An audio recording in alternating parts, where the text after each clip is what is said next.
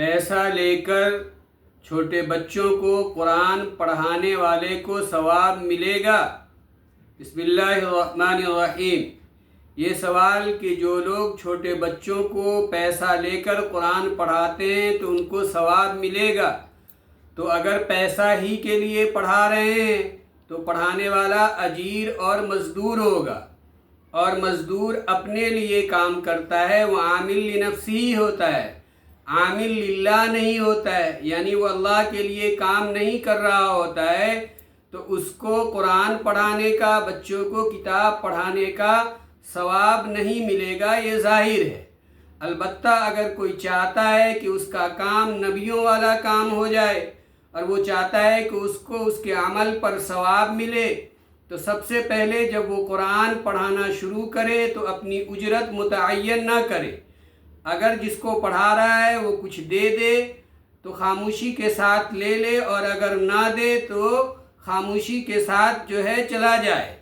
ہاں، البتہ اگر چھوٹے بچوں کو پڑھا رہا ہے اور حروف تہجی الف با تا کو حفظ یاد کرا رہا ہے اور اس میں اس کو مشقت ہو رہی ہے تو اجرت بھی متعین کر سکتا ہے۔ دوسری صورت یہ ہے کہ اگر ثواب چاہتا ہے تو ہمیشہ باوضو رہے۔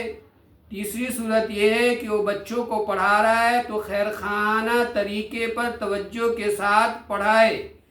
چوتھی صورت یہ ہے کہ پڑھنے والے بچے جب آپس میں جھگڑ پڑے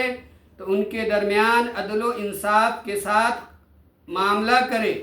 ایسا نہ ہو کہ مالدار کے بچوں کی طرف متوجہ ہو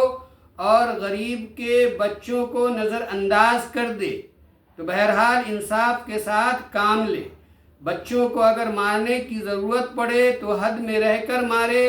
حد سے زیادہ تجاوز نہ کرے، غصے میں پٹائی نہ کرے اور ڈنڈے سے نہ مارے، بلکہ ہاتھ سے 3 مرتبہ سے زیادہ نہ مارے۔